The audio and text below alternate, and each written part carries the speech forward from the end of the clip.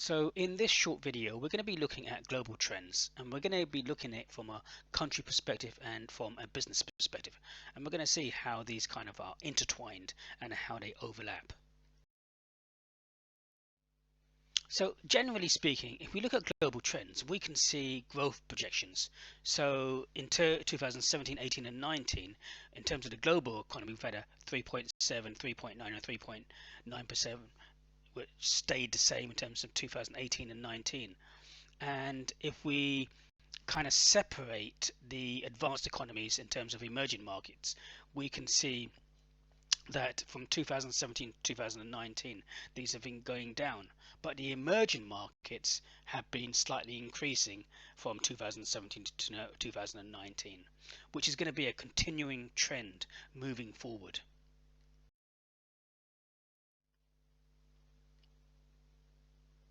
If we look at the rise of the internet, well, the rise of the internet, world population is 6.3 billion, and the population is going to increase to 7.6 billion, and connected devices from the 6.3 billion is 500 million, but from the 7.6 billion it's expected to go up to 50 billion connected devices to the internet. And this is going to, as we see later, is going to be due to a rise in the technology which is linked to the internet, or new phases of the internet. If we look at the GDP of the G7 as opposed to the E7 type countries, the G7 being US, Japan, Germany, UK, France, Italy and Canada, and the E7 being China, India, Brazil, Russia, Indonesia, Mexico and Turkey, we can see that in 2009, in terms of trillions of GDP, the G7 was 29, whereas the E7 was 20.9. But the projections for 2050 are that the G7 is going to increase to 69.3 trillion, but the E7 countries are going to expand vastly more and quicker than the G7 to 138.2 trillion US dollars GDP. If we think about what's happening between different countries and the political side of things, in 2019 we can see the trade between Trump and China, where Trump has put imported tariff taxes on Chinese goods of 15%, and likewise China has reacted and increased their imported goods on US goods coming into their country. And so this has been a continuing thing, as we've seen with Joe Biden as well.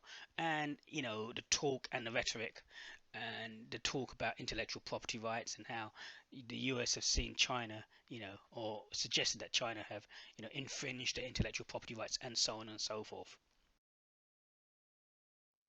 We look in 2019 and beyond in terms of the political instability. Well, Trump, we saw again impose 15% taxes on almost all Chinese imports, and likewise the Chinese retaliated and increased taxes on US imports coming into China. And this has been a continuing fact in terms of the rhetoric with Joe Biden and his administration to China.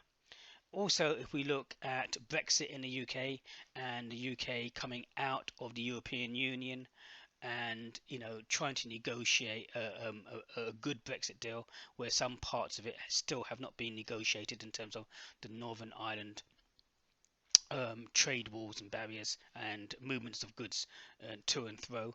So again, where is all this going to go? We've seen a lot of experts of saying that this has affected people coming to work in the UK. It's affected hospitality sectors, which has led to the rise of increase of wages and therefore an increase in prices.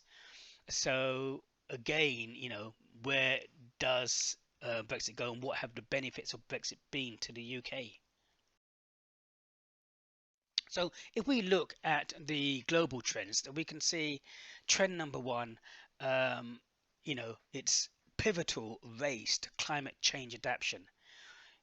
We've seen with the Rio de Janeiro 1992 game, Earth Summit, and at the Earth Summit are 178 countries, and they looked at the word sustainability in terms of Agenda 21 and the Brundtland Report, and here they discussed the sustainability, and sustainability was then defined in terms of the social, economic, and environmental impact.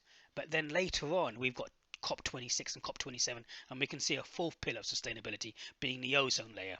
And here we can see that while mitigating the man-made contribution to climate change has long been a global priority and a paramount one, there's been a clear deficit around funding and support for adaptation. And more than 90% of the 632 billion in global climate finance flows in 2019 went towards mitigation, leaving only around 60 billion to adapt to these changes, so that we don't increase the temperature changes, which is increasing, global warming and environmental concerns. Trend number two is going to be protracted stagnation, covering forces such as in Ukraine crisis, continued supply disruptions, increasing protectionism, and a rising global inequality are leading the world into a sustained period of low growth. So, in global growth in 2023 is forecasted to land around 3%. This is the sharpest slump after initial post-recession rebound to the global economy that had suffered in more than over 80 years. And in 2023, it's expected to remain weak at 1.3% before rebounding marginally to about 2.9% in 2024. So this raises the risk of stagflation, a combination of low growth and high levels of inflation, which could especially be harmful for developing economies. So if we look at trend number three, the digital iron curtain, we can see that the EU regulations and report has looked at data privacy regulations that would proliferate regulations set to a global standard. This indeed has occurred, and the trend towards data privacy and localization is only growing. According to the United Nations Conference on Trade and Development, 71% of countries already have data privacy legislation in place, and an additional 9% have draft legislation on the table. So we can see that this is, going to be very, important. And even if we look later on in terms of the business side of things, in terms of data and data privacy legislation. So trend number four is a nuclear renaissance. Disruptions in the global energy market, is driven by conflict in Ukraine and border supply chain issues, have led to record high energy prices and challenged the clean energy goals of many countries. For both developed and developing parts of the world, the urgency to secure all available energy supplies, including coal and other less clean fuels, has risen markedly in the last year. While the head of International Renewable Agency, Francisco Lacamero, recently estimated that fossil fuels could rise in the short term, and the Ukraine crisis would likely to accelerate the energy transition for mid and long term as renewables become more cost attractive and enhance energy security. So, the UK themselves have been discussing mini nuclear plants when Boris Johnson was in power, and likewise other countries are now looking at, using nuclear energy again.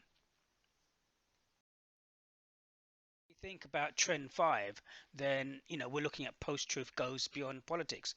Rapid advancements in AI backed technologies in recent years threaten or worsen the already alarming state of the misinformation and disinformation around the world. Whilst false information has long been a challenge for societies, the breakneck speed of technological improvements, notably in deep fakes, synthetic videos, audio, or photographic content produced with AI, could bring the scale of challenge to new heights. The potential political and social ramifications are significant, from actors leveraging new technologies to manipulate information flows during elections, possibly skewing results, to the spread of misinformation to support political violence.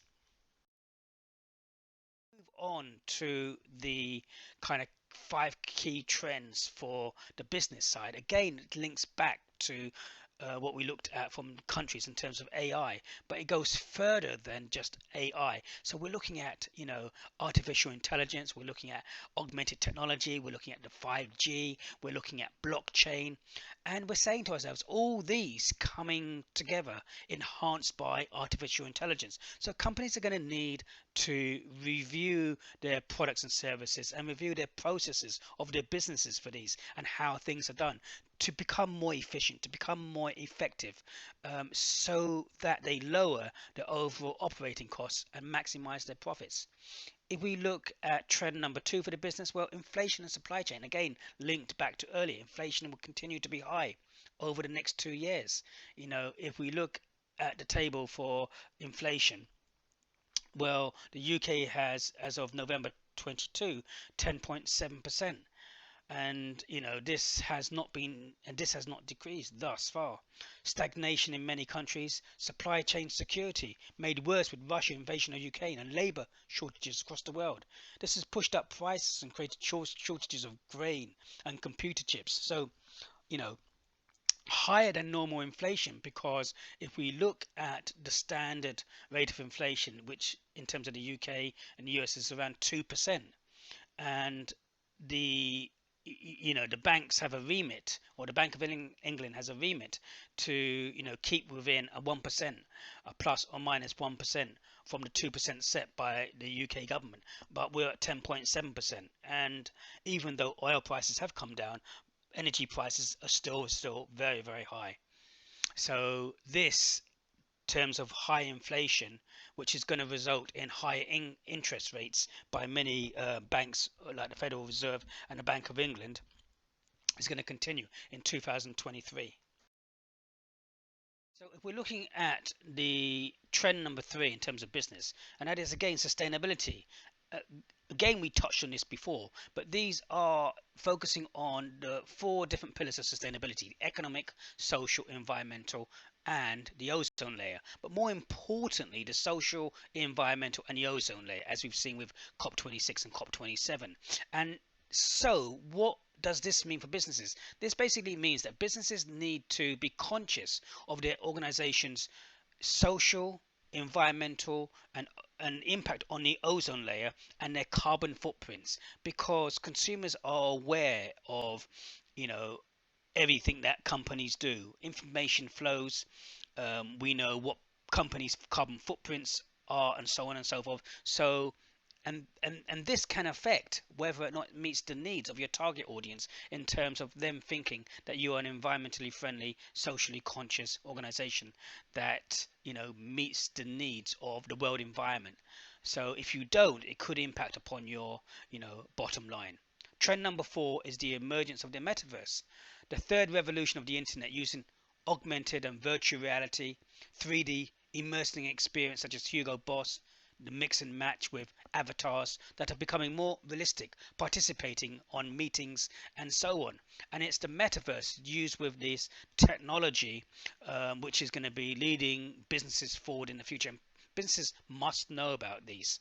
And trend number 5 really is the talent challenge. Talent challenge in terms of companies must cope with the talent shock, ensuring that their people, their staff, can actually work alongside these technologies, because there's a skills gap between people in their workplaces who know about the data science and the metaverse, augmented reality, and so on and so forth. So there's going to need to be education, training, and development, or getting the right people in the right job at the right time. I think adding to all this is cryptocurrencies and the software applications that they have, but more importantly, how individual countries are now going to come up with their own digital currencies in terms of CBDCs, central bank digital currencies. And we've heard Rishi Sunak said this at the G7 before he became Prime Minister. He has now said it again this week in January 2023, that the UK are going to be moving towards a digital currency. We know that the US passed legislation last year, back in February 2022, and they've now started trials of their own digital currency. We know that China have started the use and trials of their own digital currency, and the G7 and other countries in Europe have said that they're going to do the same. And then there is going to be a shock to the system in terms of central bank digital currencies, you know, removing banks, where the Bank of England, if we're talking about the UK, will then deal with us direct in terms of the CBDCs. So again, this is going to be another trend that is going to be moving forward in terms of businesses and how businesses actually interact and interrelate their businesses and processes to this new challenge. So if we look at the global business framework, well then we're talking about governance, policy and regulations, environmental and social responsibilities at the heart of their strategy, and then going into their strategy, planning, finance, performance, partnership and alliances. Step 3, marketing management, product and brand management, customer relationship management. Step 4, operational effectiveness, cost efficiency, technological integration, very important. And step 5, innovation capacity, responsiveness, processes integration. And step 6, which is going to be the human resource process, the leadership development and the cultural development, linking all these things together.